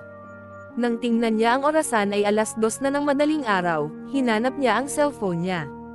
Nakita niya naman ito sa ibabaw ng maliit na mesa, may ilang missed calls sa kanya ang asawa at mga mensahe. Hinahanap siya nito. Ilang oras din kasi siyang tulog, pakiramdam niya nga ay nanghihina pa siya. Nagpadala na lang siya ng mensahe dito at sinabi kung nasa ang hospital siya. Ang kaibigan naman ay nagpumilit na magstay hanggang kinabukasan dahil inaalala siya nito na walang kasama. Kahit pinapauwi niya na ito nang masigurong okay naman na siya. Hindi niya na lang ito pinilit pa, dahil alang-inang oras na din, baka kung ano pa ang mangyari dito sa daan. Para makabawi ng lakas ay nagpasya siyang matulog na lang ulit. Pinatulog niya din ang kaibigan para hindi ito masyadong mapuyat. Naalimpungatan siya nang maramdamang may humahaplos sa kanyang pisngi. Ngunit wala siyang lakas para magmulat ng mata dahil hay-ni-hayla pa siya ng antok. Ang huling naramdaman niya ay ang paghalik sa kanyang noo. Kinabukasan ay nagising siyang maayos na ang kanyang pakiramdam. Wala na si Kay, siguro ay maaga itong umalis at umuwi na sa bahay nila. Saktong pagbangon niya ay bumukas naman ang pinto. Iniluwa nun ang asawa niya, may bitbit itong supot na sa tingin niya ay mga pagkain. Inilapag muna nito ang dala-dala sa maliit na lamesa bago lumapit sa kanya, may nabanaag siyang lungkot at pag-aalala sa mga mata nito nang pagmasdan siya. Maya-maya pa ay walang salitang niyakap siya nito ng mahigpit. Hindi niya alam kung paano magre-react, hinayaan niya lang ito na yakapin siya. Ilang minuto din siya nitong yakap bago kumalas. Tinanong siya nito kung nagugutom na, tangulang ang naging sagot niya dito. Ewan ba niya, hindi niya alam kung ano ang mararamdaman, ang mahalaga sa kanya ngayon ay maging okay ang lagay ng baby nila. Mataman siya ulit nitong pinagmasdan at saka malalim na bumantong hininga bago tumayo. Inayos nito ang laman ng supot sa tray bago inabot sa kanya.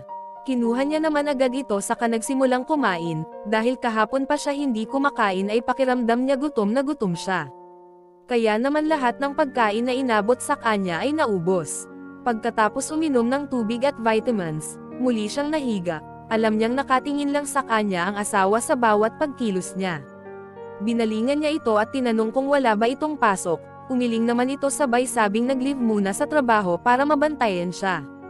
Tinanong niya din kung naabutan pa nito ang kaibigan kanina, tumanggo ito at napag-alaman na dito pala nagpaalam ang kaibigan. Nasabi na rin daw dito kung anong nangyari sa kanya. Tumanggo na lang siya at muling pumikit, bumabawi pa talaga ang katawan niya sa tulog, pero bago tuluyang agawin ng antok ay nakapag-isip na siya ng desisyong gagawin para sa kapakanan ng anak. Hindi niya namalayan kung ilang oras siyang nakatulog. Nagising na lang siya sa mahinang pagyugyog ng asawa. Tanghalian na pala, sabay silang kumain, katulad kanina ay tahimik at wala silang tibuan habang kumakain. Matapos kumain ay naisipan niyang maligo dahil mainit na sa pakiramdam. Ngunit nag-aalinlangan siyang tumayo dahil baka maulit ang nangyari sa kanya, na siya namang napansin ng asawa. Tinanong siya nito kung may kailangan, agad niyang sinabi dito ang nais gawin, wala itong pagdadalawang isip na binuhat siya patungong banyo, hindi na siya nagpatulong pa dito, binilisan niya lang ang pagligo dahil gusto niyang makabalik agad sa higaan. Pagbukas ng banyo ay nagulat pa siya nang mabungadan ang nakatayong asawa, hindi niya alam kung nandoon lang ito habang naliligo siya. Muli siya nitong binuhat pabalik ng higaan. Umupo lang muna siya sa kama habang nagsusuklay ng buhok. Maya-maya pa ay kinuha niya ang atensyon ng asawa na nakaupo malapit sa bintana. Pwede ba tayong mag-usap? Huwag kang mag-alala, hindi ako sa'yo makikipagtalo. Pakinggan mo lang ako at sana huwag kang mag-walk out, hanggat hindi natatapos ang mga sasabihin ko para maintindihan mo ako. Antong hininga lang ito sa katumango.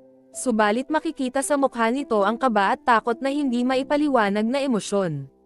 Para hindi kami magkailangan at masabi ko lahat sa kanya ang gusto kong sabihin, ay yumuko na lang ako habang pinaglalaroan ang mga daliri sa kamay ko. Alam kong may idea ka na, since nabanggit naman na sa'yo ni Kay ang kondisyon namin. Pasensya ka na pala kung late na ako nakapag-inform sa'yo na nandito ako. Hindi ko kasi alam kung ilang oras akong nawalan ng malay, hindi ko talaga ini-expect na mangyayari sa akin ito. Sobra akong nagsisisi, kung alam ko lang, hindi ko na sana binaliwala ang mga panakanakang paghilab ng tiyan ko. Akala ko kasi ay normal lang dahil nawawala din naman agad. Pero kahapon mas lumala siya at ganito na nga ang nangyari. Noong pag-message ko sa'yo ay halos kakagising ko lang. Pero nakatulog din ako kaagad kasi pakiramdam ko wala pa akong lakas. Nag-message lang ako sa'yo kasi baka sakaling hanapin mo ako. Mahabang katahimikan ang namayani samin. Napag-isipan ko na paglabas ko ng hospital magpa-file na ako ng indefinite leave sa school, lalo na at malapit na ang pasukan, ayaw ko nang i-risk ang buhay ng baby ko. Balak ko rin muna magbakasyon pansamantala, baka doon muna siguro ako kila Kay, iiwas muna ako sa stress. Huwag kang mag-alala, gagawin ko ito para mas maalagaan ko ng maayos si baby. Baka kasi kung ano pa ang mangyari sa kanya, hindi ko alam ang magagawa ko sa sarili ko kapag may nangyari ulit. Baka hindi ko na mapatawad ng tuluyan ang sarili ko dahil sa kapabayaan ko. Pagod na din kasi akong ipilit pa ang gusto ko. This time si baby muna. Gustuhin ko man kasi na intindihin ang sitwasyon, ikaw naman itong ayaw magpaintindi. Imbes na masolusyonan ang lahat, ikaw din mismo ang nagdadagdag ng panibagong problema. Ang dami kong tanong para maunawaan kita pero wala akong makuhang sagot mula sa'yo. Madalas ikaw pa ang nagagalit at tumatalikod para lang matigil lang ako sa pang-uusi sa sayo. Kaya ang daming unfinished business na nagdadala sakin para mag-overthink. To the point na naaapektuhan na pala ang pinagbubuntis ko. Hindi ko na alam kung saan ako lulugar. Hindi ko alam kung asawa mo pa ba ako. Yes, ako nga ang pinakasalan mo, pero hindi ko kasi maramdaman yung assurance at security bilang asawa. Magmula nang dumating yung ina ng anak mo, hindi ko na naramdaman yun. Kasi di ba dapat kapag asawa mo magiging open ka sa kanya, sa lahat ng desisyon mo siya dapat una nakakaalam, siya ang unang inaalala mo, at kung mahal mo ang asawa mo hindi mo siya bibigyan ng rason para mag-overthink sa lahat ng bagay. Hindi mo hahayaang maramdaman niya na ma-insecure sa lahat ng pagkakataon. Kailangan maramdaman niya na secured siya at hindi nagdududa. Iyong hindi na kailangan mag-demand ng assurance dahil ikaw na mismo ang kusang nagbibigay. Pasensya na kung sa tingin mo ay nagiging demanding ako sa'yo, kasi kahit anong pagdedemand ko naman handa kitang unawain basta magsabi ka lang sakin. Dahil alam ko naman na hindi na mawawala sa buhay mo yung nanay ng anak mo. Kahit anong inis, tampo at galit ko sa'yo, handa akong patawarin ka, dahil alam ko bago pa ako pumasok sa buhay mo ay meron nang sila na nauna sa'yo. Pero sana naglagay ka din ng boundaries sa pagitan nyo dahil iba na ang sitwasyon ngayon. May asawa ka na masasagasaan. Minsan napapatanong na lang ako sa sarili ko, kung minsan ba sumagi man lang sa isip mo kung ano ang mararamdaman ko. Ni minsan ba naisip mo kung paano kung ikaw ang nasa sitwasyon ko? Ano kaya ang gagawin mo kung sakaling ako yung naging ikaw? Feeling ko hindi kasi kung naisip mo yun bago ka gumawa ng isang bagay, hindi mangyayari ang ganitong sitwasyon. Simple lang naman ang gusto ko. Ang sabihin mo lang sakin lahat ng plano mo, para may handa ko din ang sarili ko. Hindi yung malalaman ko na lang kung kailan andyan na. E-inform mo ako sa mga gagawin mo lalo na kung maapektuhan nito ang pagsasama natin, hindi iyong kung hindi pa ako magre-react hindi ko pa malalaman. Iyong makipag-communicate tayo sa isa't isa para magkaunawaan tayo. Dahil kahit ayaw ko, pipilitin ko na maintindihan ka, lalo na kung para sa anak mo. Hindi ko ipagkakait sa'yo ang pangunawa ng isang asawa dahil alam ko na iyon ang kailangan mo. Pero wala akong makuhang sagot sa tuwing nag-uusi sa ako. Kasi ikaw mismo ayaw gumawa ng effort para magsabi ng mga ginagawa mo at magpaliwanag sa mga gusto mo. Pakiramdam ko, hindi ako parte ng buhay mo, at wala akong karapatan sa lahat ng nangyayari. Hindi kasi sapat na sa bahay ka lang uuwi para masabi mong may asawa ka. Kaya naisip ko, mas okay siguro na magbakasyon muna ako, hanggat may pagkakataon pa ako para sa anak ko. Mas makabubuti din siguro ito para sa'yo. Wala nang maniniti kapag late ka uuwi, walang mag-uusisa at magdududa sa bawat ginagawa mo, at higit sa lahat wala ka maririnig ng mga tanong na kailangan mong sagutin. Baka ito din ang time para makapag-isip ka ng mas maayos para sa ikabubuti ng lahat. At baka ito din ang time na ma-priority mo sila nang walang inaalala. Kasi ito lang yung naisip ko para sa ikabubuti ng anak ko, ayaw ko nang mag-take ng risk para sa sarili ko. Baka kapag pinilit ko ang gusto ko, anak ko naman ang mawala sa akin at yun ang ayaw kong mangyari. Mas okay na hindi muna tayo magkita, at least maiiwasan ko ang mag-overthink. Wala akong magiging idea sa mga ginagawa mo, total ayaw mo naman ipaalam sa akin ang mga plano mo. Kaya mas okay na siguro ang ganito muna tayo. Pagkatapos kong masabi ang lahat ay lumapit siya sa akin at lumuhad sa harap ko habang yakap niya ako. Panay din ang hingi niya ng sorry at sinasabing aayusin niya ang lahat. Hanggang sa mapagod ako kakaiyak at muli akong nakatulog. Pagkagising ko ay halos gabi na, magaan na ang pakiramdam ko, pati ang baby ko ay nakikisama dahil naramdaman ko uli ang paglikat niya sa loob ng tiyan ko. Pagtingin ko sa paligid ay wala si Jasper at siya namang pagbukas ng pinto. Iniluwa doon si nanay. Nasagot ang tanong sa isip ko nang sinabi ni nanay na tinawagan siya ng asawa ko kanina habang tulog ako. Pinapunta daw siya para may magbantay sa akin dahil uuwi muna daw ito para kumuha ng iba pang gamit. Hinintay muna siya nito na dumating bago umalis ang asawa. Nagkwento lang si nanay tungkol sa bahay at kumain lang kami. Naghintay pa ako ng iba pang sasabihin nito o kung may nabanggit sa kanya ang asawa ko, ngunit tahimik na itong nakaupo habang nanonood ng TV. Maya-maya pa ay nag-rounds uli ang doktor na naka-assign sa akin. Sinabi nito na medyo nagiging okay na ang lagay ni baby, pero in-advise pa din ako na mag-bed rest, kaya mga ilang araw pa daw akong mananatili sa hospital. Kinagabihan ay hihintayin ko pa sana ang pagbalik ni Jasper, ngunit tinamaan na ako ng antok. Kinabukasan si nanay pa din ang namulatan ko. Tinanong ko kung bumalik si Jasper kagabi, at ayon dito ay hindi pa din ito nakakabalik at baka daw kinailangan sa trabaho. Tumanggaw na lang ako at hindi na umimik pa, baka nakapag-isip-isip na din na mas okay kung hindi na sila nagkikita. Subalit bago magtanghalian ay nakaramdam siya ng pagbabanyo, nagkataon namang wala ang kanyang ina dahil nagpaalam ito na may bibilhin lang sa labas.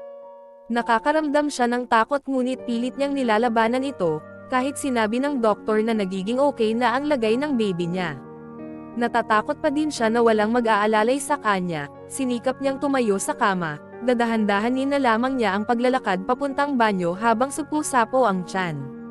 Pinagpapawisan na din siya, ngunit nakakadalawang hakbang pa lang siya ay bumukas naman ang pinto, napausal siya ng pasasalamat. Akala niya ang nanay niya na ito, yun pala ay ang asawa niya. Agad naman siyang dinaluhan nito pagkakita sa kanya, binuhat siya agad papuntang CR, nang matapos ay nakaabang pa din ito sa labas ng CR, muli siya nitong binuhat pabalik ng kama. Nagpasalamat naman siya dito. Hindi rin nagtagal dumating na din ang nanay niya. Ilang sandali pa ay nagpaalam na din ito dahil bumalik na daw ang asawa niya, may kasama na daw ako. Hinayaan ko na lang siya dahil wala ding kasama ang kapatid niyang bunso sa bahay. Tahimik lang kaming naiwan ni Jasper, wala kaming imikan, pero attentive siya sa akin, lagi rin siya nakadikit at nakayakap sa akin, maging sa pagtulog ay sa tabi ko na rin siya nahihiga, hinayaan ko na lang. Baka sinusulit niya lang ang presensya ko habang magkasama pa kami, di na rin ako nagbukas ng usapan tungkol sa sitwasyon namin. Nasabi ko na din naman lahat sa kanya. Ganoon din siya, wala din namang sinasabi sa akin. Makalipas ang isang linggo ay naging maayos na ang kalagayan ng baby niya. Kaya naman pinayagan na sila ng doktor na lumabas ng hospital, pinaalalahanan lang siya nito ng dobleng pag-iingat at iwasan pa din ang stress para hindi na maulit ang nangyari sa kanya. Binigyan din siya nito ng health certificate, kung saan nakasaad doon na hindi na muna siya pinahihintulutan na pumasok sa school dahil sa kondisyon ng baby niya. Isasama niya kasi yun sa pag-file ng leave sa school. Pagdating sa bahay ay agad siyang inalalayan ng asawa sa pagbaba ng kotse, at maging pag-akyat sa kanilang kwarto. Pagkapasok sa kwarto ay maingat siya nitong pinahiga sa kama bago iniwan dahil magluluto daw ito ng kanilang hapunan. Nakaramdam naman siyang kaganhawahan dahil na-miss niya ang kanilang higaan. Iba pa rin kasi talaga ang pakiramdam kapag nasa bahay nagpapahinga, lalo na siguro kung maayos ang sitwasyon nilang mag-asawa. Napabuntong hininga na lang siya, bukas na niya iisipin kung ano ang kanyang unang gagawin, sa ngayon ay susulitin niya muna ang oras na iyon. Hindi na niya namalayan na nakatulog na pala siya. Nagising na lang siya sa mahinang paghaplos sa kanyang mukha, namulatan niya ang kanyang asawa, may lungkot siyang nakita sa mga mata nito, hindi na niya lang ito pinansin. Agad naman itong ngumiti sa kanya at niyaya na siyang bumaba para kumain, nauna na siyang naglakad, agad namang sumunod ang asawa at inakbayan siya nito hanggang makarating sa hapagkainan, pinaghila pa siya nito ng upuan at nilagyan ng pagkain ang kanyang pinggan, inabutan din siya nito ng tubig. Alagang-alaga siya nito, kulang na lang ay subuan siya. Kung maganda lang sana ang sitwasyon nila ngayon, mas matutuwa siya sa kinikilos nito. Alam kong bumabawi siya, pero buo pa din ang desisyon ko na lumayo muna at umaasa na may magbabago sa pakikitungo nila sa isa't isa. Kapakanan muna ng kanilang anak ang mahalaga sa ngayon. Pagkatapos kumain ay nauna na siyang umakyat sa kanilang kwarto dahil ang asawa ang nagligpit ng kanilang pinagkainan. Naligo muna siya dahil parang nakadikit pa ang amoy ng hospital sa kanyang balat. At para na din mapreskohan siya dahil medyo mainit ang panahon. Matapos niyang makapagbihis, nakita niyang nakaupo sa kama ang asawa na parang malalim ang iniisip.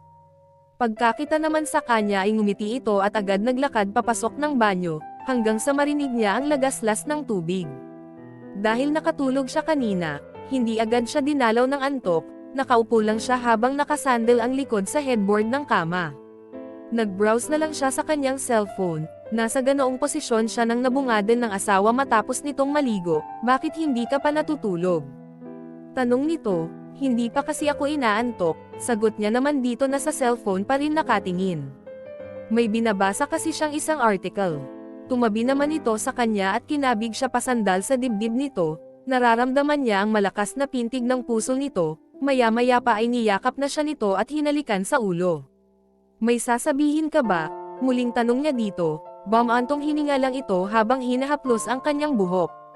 Dahil sa ginagawa nito ay unti-unti siyang tinamaan ng antok, pero bago siya makatulog ay sinabi niya sa asawa na tuloy pa din ang kanyang planong pagbabakasayon, hindi ito umimik, pero bago siya agawin ng antok ay narinig niya pa itong nagsabi ng, aayusin ko ang lahat babe, wait for me I'll be better, I promise, saka siya nito hinalikan sa noo.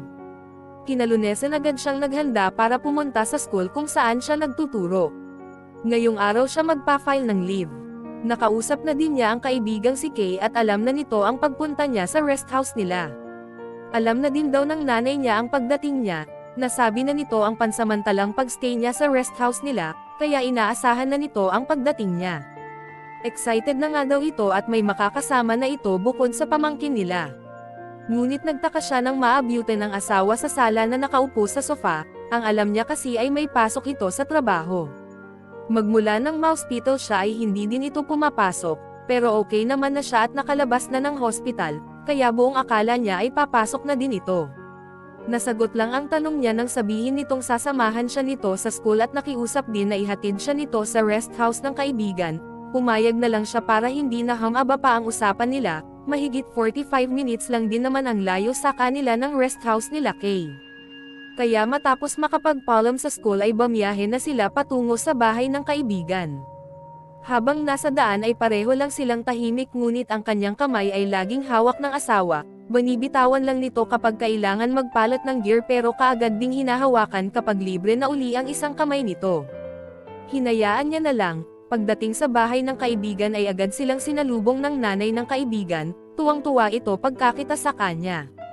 Subalit nagtaka ito nang makitang may kasama pala siya, pinakilala niya naman dito ang asawa at sinabing hinatid lang siya nito. Sa una ay may pag-aalinlangan dito pero kalaunan ay inasikaso na din sila, mamaya niya na lang kakausapin ang ginang, pinatuloy naman sila nito at hinatid sa magiging kwarto niya. Pagkalapag ng gamit niya ay lumabas din sila dahil may hinanda daw itong merienda para sa kanila. Ganon na lang ang pagkamangha niya sa ganda ng paligid nang mapunta siya sa likod ng bahay. Meron kasi dong maliit na kubo na nakaharap sa dagat. Napakaaliwalas ng lugar lalo na sumabay din ang magandang panahon at puting buhangin, samahan pa ng kulay asul na dagat. Ngayon pa lang ay paniguradong mag-enjoy siya doon. Pagpasok nila sa kubo ay nakahanda na ang pagkain. Agad naman nilang pinagsaluhan ito, matapos kumain ay nagpasya silang ikotin ang paligid. Dahil hindi siya pwedeng matagal na nakatayo ay minabuti nilang umupo na lang sa buhanginan, sakto namang nasa malilim na bahagi sila na di naman kalayuan sa rest house ng kaibigan. Pareho lang silang nakatanaw sa dagat, nasa likod niya ang asawa habang nakayakap sa kanya, walang tao sa dalampasigan dahil siguro sa private property ito at hindi pa bukas sa publiko. Ninanamnam lang nila ang sariwang hangin na nagmumula sa dagat habang ang asawa ay mayat-maya ang halik sa kanyang pisngi at ulo. Ganon din ang paghimas sa kanyang tiyan na parang pinapadama niya din ang pagmamahal sa kanilang anak. Bago lumubog ang araw ay bumalik na sila sa bahay, naabutan naman nilang naghahanda na ng hapunan si Aling Mela. Pinaupo muna siya ng asawa sa mahabang upuan na gawa sa kawayan. Pinuntahan nito si Aling Mela sa kusina para siguro magpaalam na, hindi na niya inusisa kung ano ang mga sinabi ng asawa sa ginang dahil mahigit 5 minuto din silang nag-usap. Pagbalik nito ay hinatid na siya sa kwarto kung saan siya mag-stay. Pagkapasok ng kwarto ay agad siya nitong niyakap ng mahigpit mula sa likuran dahil may kalakihan na ang kanyang tiyan. Mamaya ay pinaharap siya nito, nabanaag niya ang lungkot sa mga mata ng asawa. Marahas itong napabuntong hininga bago mariin siya nitong hinalikan sa labi, bahagya din itong yumuko para mahalikan ang kanyang tiyan bago nagpaalam na uuwi na. Pinaalalahanan siya nito na alagaan ang sarili, naghabilan din ito na lagi siyang mag-ingat at syempre mag-enjoy siya doon bago tuluyang tumalikod. Hinayaan niya na lang ito, hindi na rin siya nag-abala pa na ihatid ito sa labas ng bahay. Dumungaw na lang siya sa bintana ng kwarto at tinanaw na lang ito mula sa loob, bago sumakay sa sasakyan ay nilingon pa siya nito at nginitian, bumusina din ito bago pinasibad ang sasakyan. Napabuntong hininga na lang siya sabay himas sa kanyang tiyan. Mukhang naramdaman siya ng kanyang anak dahil gumalaw-galaw ito. Sa mga sumunod na araw ay naging maayos naman ang pagstay niya sa resort, nalilibang siya sa ganda ng tanawin, tunay nga na nakakapagparelax ang dagat. Hindi rin siya naboboring dahil may kakwentuhan siya at natutuwa sa presensya ng pamangkin ng kaibigan, madaldal kasi ito at hindi nauubusan ng kwento, kahit na medyo may pagkamakulit din ito minsan na normal lang sa isang bata. Pansamantala niyang nalilimutan ang sitwasyon nilang mag-asawa, ngunit may mga panahon na nami-miss niya ito, ilang beses din siyang natukso na tawagan ito, pero tiniis niya ang sarili dahil pinaninindigan niya ang kanyang naging desisyon. Magmula kasi nang ihatid siya nito doon ay hindi pa ito sa kanya tumatawag, wala din siyang natatanggap ng mensahe mula dito. Ipinalagay na lang niya ang kanyang loob na mas mabuti na din iyon dahil wala siyang inaalala.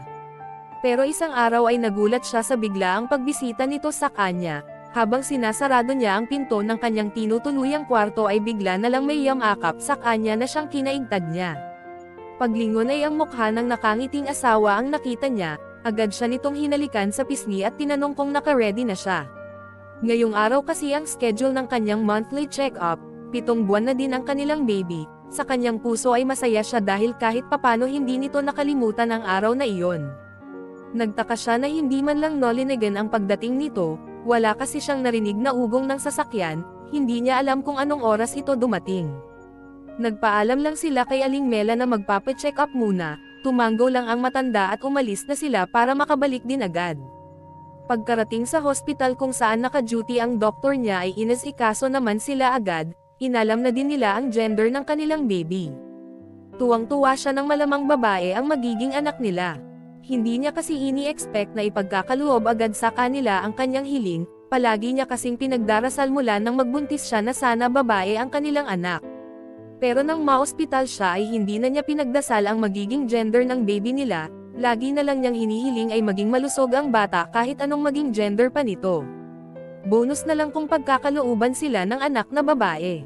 Nang tingnan niya ang reaksyon ng asawa, kitang-kita sa mukha nito ang kasiyahan, halos walang mapaglagyan ang tuwa nito, dahil hindi na nito napigilan ang yakapin siya sa harap ng doktor. Matapos makapagpa-check up ay dumiretso sila sa mall, bumili lang sila ng kaunting gamit ng baby. Sinigurado lang nilang kompleto ang mga gamit na kakailanganin sa kanyang panganganak.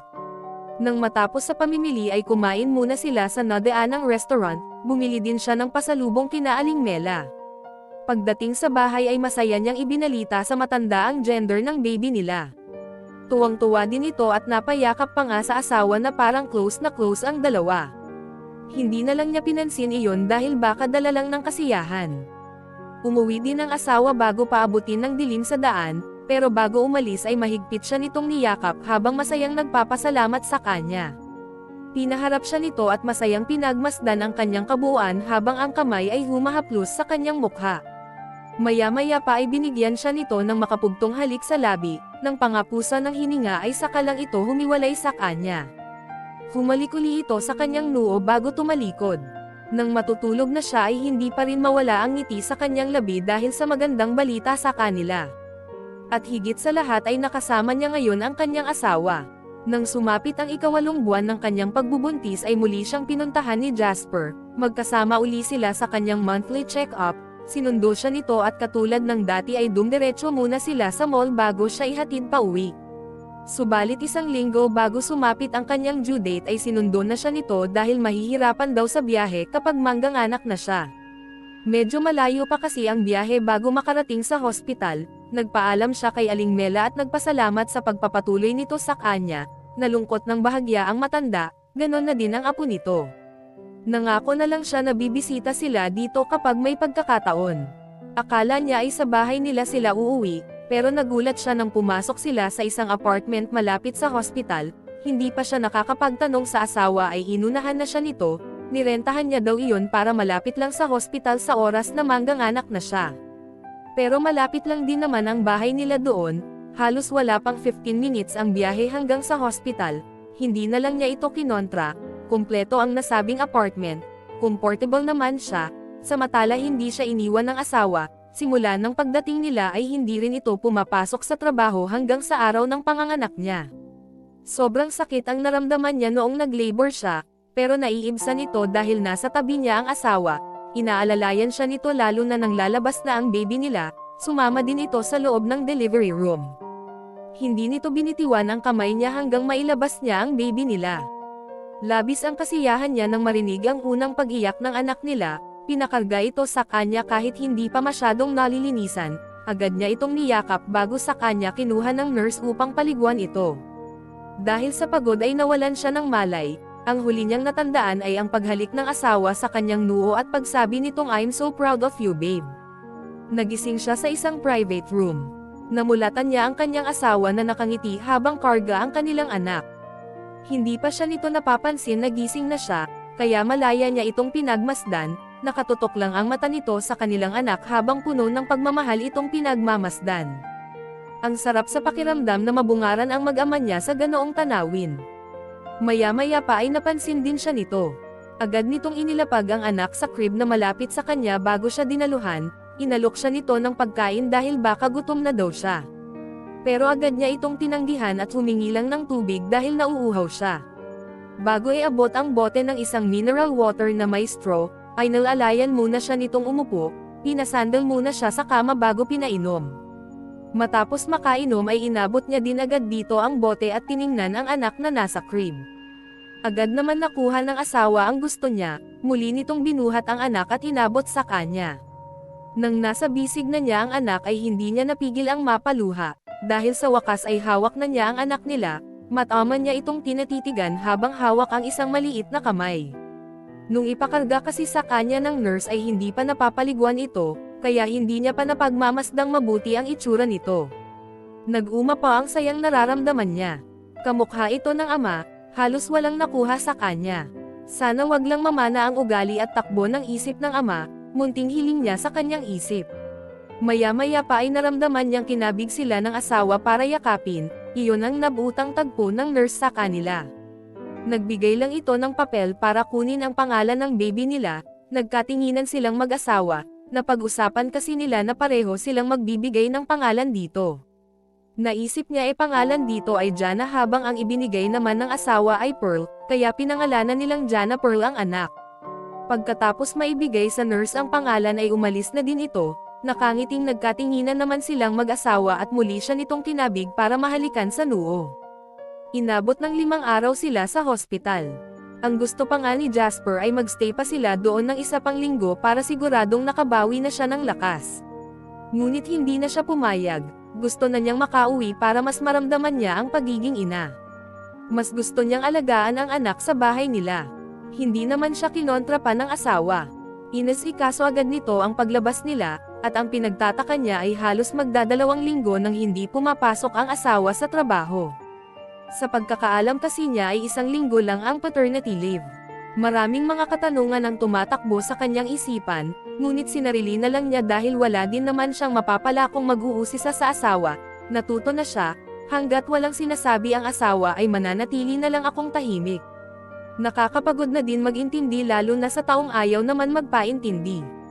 Paglabas nila ng hospital inaasahan ko ang sasakyan ni Jasper, ngunit ang pumarada sa harap namin ay isang closed van. Nalalayan niya akong sumakay dahil cargo ko ang baby namin. Pagpasok ko ay mas namangha ako dahil hindi lang ito isang ordinaryong van, may higaan ito sa loob at may nakahanda na ding maliit na crib para sa anak nila. Sumunod sa kanya ang asawa, tiningnan lang siya nito at kinuha ang bata na maingat na inilapag sa nakahandang crib. Binalingan siya nito at inakbayan. Maya-maya pa ay pinahiga na siya nito, hindi niya namalayan ang pag-alis ng sasakyan, dahil parang nakahiga lang din siya sa kwarto na siyang nagdala sa kanya para tuluyang makatulog. Hindi niya alam kung ilang oras siyang nakatulog, nagising na lang siya dahil sa iyak ng bata. Nakita niyang pinapalitan ito ng diaper ng ama habang kinakausap. "Don't cry, your mommy might wake up," rinig niyang sabi nito sa anak habang nakangiti.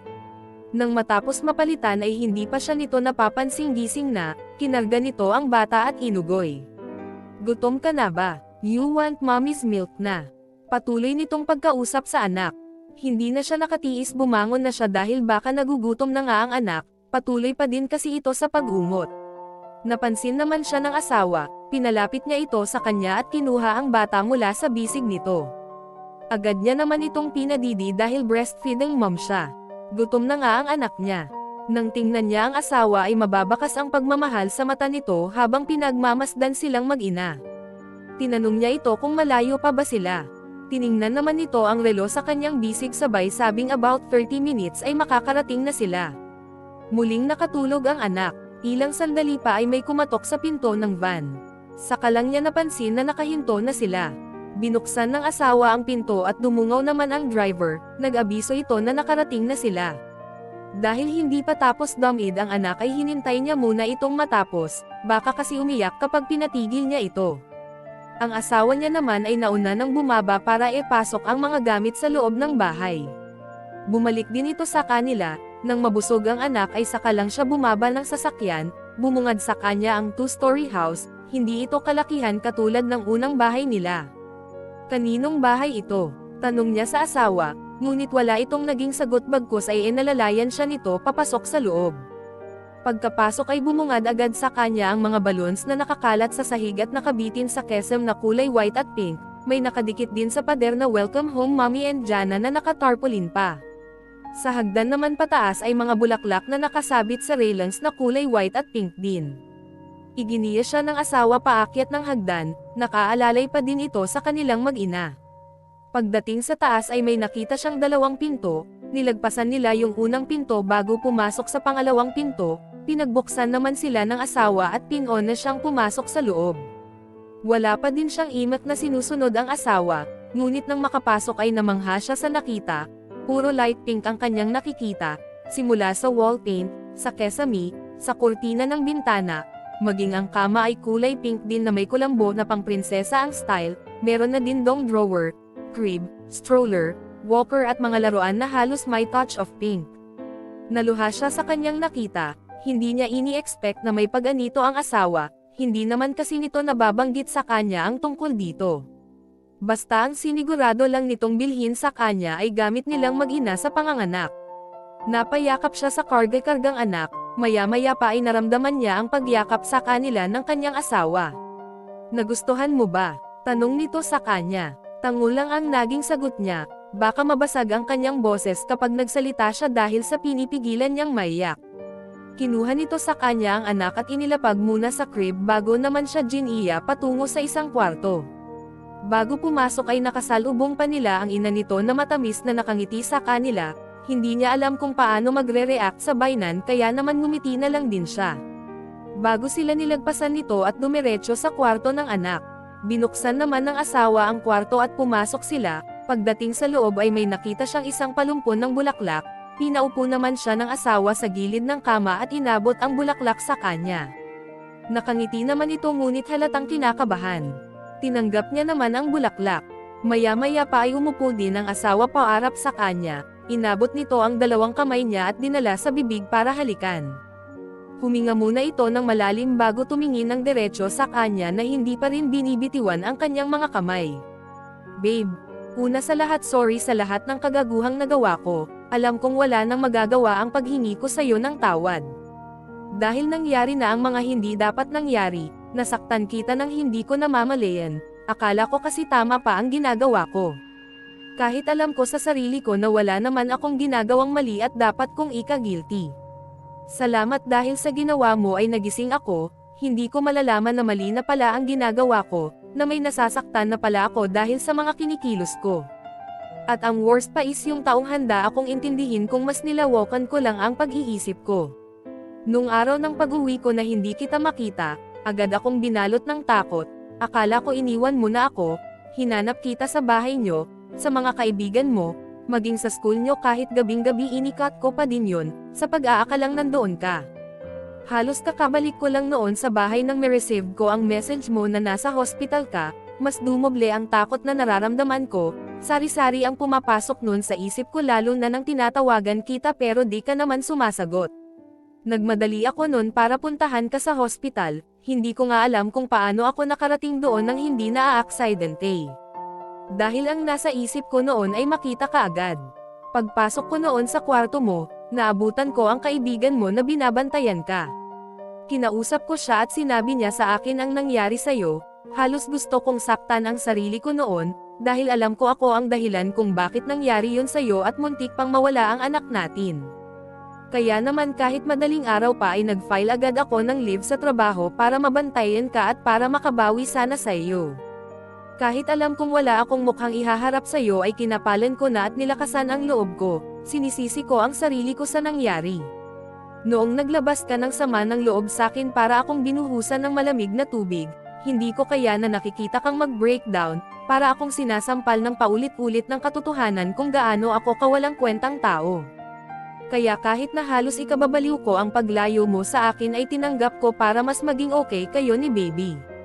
Dahil kahit ako, hindi ko alam sa sarili ko kung anong magagawa ko kapag may nangyari uli sa inyo ni baby. Nung nakatulog ka, nagdesisyon ako para sa atin, kailangan kong gumawa ng paraan para maayos ko ang pamilyang matagal kong pinangarap. Tinawagan ko noon si nanay na puntahan ka sa hospital at pansamantalang magbantay sa iyo. Hinintay ko muna siya at kinausap, nagalit siya sa akin pero kalaunan ay naging okay din kami, dahil nangako ako sa kanyang aayusin ko ang pamilya natin. Hindi na kita hinintay na magising, umuwi ako noon sa bahay, dahil sa disappointment, sakit at lungkot na nararamdaman ay uminom ako hanggang sa makatulog. Kinaumagahan hindi agad ako pumunta sa iyo, pumunta ako noon sa kumpanya at binawi ang na-file ko ng leave, bagkos ay pinalitan ko iyon ng resignation letter. Naunawaan naman ako ng head namin kaya wala din silang nagawa kundi tanggapin ang immediate resignation ko. Paglabas ko ng kumpanya ay dumiretso ako sa apartment, kinausap ko si Justin na sa mami na niya muna siya magstay at ganon din ang ina niya. Pinaalis ko sila doon sa apartment ng araw ding iyon, hindi ko na inisip pa kung saan sila tutuloy, hindi ko naman tatalikuran ang responsibilidad ko bilang isang ama, at hindi na ako mangangialam pa sa nanay niya kasi ang gusto ko ay maging maayos tayo. Dahil sa kakaisip ko na mas mapabuti sila, tayong dalawa naman ang nasisira. Ayaw pa sanang pumayag ng nanay ni Justin, pero wala na akong pakialam pa sa kanya, nangako naman ako na hindi mapuputol ang sustento ko sa bata. I would rather not to see her at all kesa harapin ang galit mo. Ayaw ko nang makita ka uli na mag-breakdown. Umiyak pa nga si Justin dahil mas gusto niyang sumama sa atin kesa sa nanay niya. Pero pinaliwanag ko na hindi pa pwede sa ngayon dahil delikado pa ang kondisyon mo. At para mapupusan na din siya ng pag-aalaga ng nanay niya. Pagbalik ko sa hospital sinulit ko ang pagkakataon habang kasama pa kita, binuhos ko lahat ng atensyon at pag-aalaga dahil alam ko paglabas mo ng hospital ay hindi ko na mararanasan. Hindi ko na ninais pa na pag-usapan ang sitwasyon natin dahil baka matrigger ka na naman, baka kung ano pa ang mangyari sa inyo ni baby. Kaya hinayaan ko na lang muna. Pinangako ko naman sa sarili ko na magbabago ako at sisikaping maging mas mabuting tao ako, hindi para sa sarili ko kundi para sa inyo ni baby. Para pagbalik nyo ay maging masaya tayo. Pagkahatid ko sa inyo doon kila Aling Mela sobra pa sa sobra ang lungkot na naramdaman ko, pero pinilit kong labanan, dahil naniniwala din ako na sa pagkakataong iyon ay mas makabubuti iyon para sa atin. Kinabukasan pagkahatid ko sa iyo ay bamiyahe uli ako papuntang city para ihanap ng buyer yung apartment. Naisip kong ibenta na yun dahil alam ko sa sarili ko na hindi na ako babalik doon. Ayoko nang maalala pa ang mga nangyari doon. Habang naghihintay ako ng taong bibili ay naghahanap na ako online ng mga company dito sa Manila. 3 araw lang ang hinintay ko may tumawag na sakin para bilhin ang apartment, agad naman kaming nagkasundo. Pagkatapos magkabayaran, bamiyahe naman ako papunta dito sa Manila dahil may mga tumatawag na sakin for interview. Hinintay ko lang talaga mabente yung apartment. Ilang araw lang din ang hinintay ko nang matanggap ako sa isang kilalang telecommunication company, halos triple ang offer nila kesa sa dati kong sinasahod. Tinanggap ko na agad yun dahil mas di hamak na maganda ang mga benefits nila.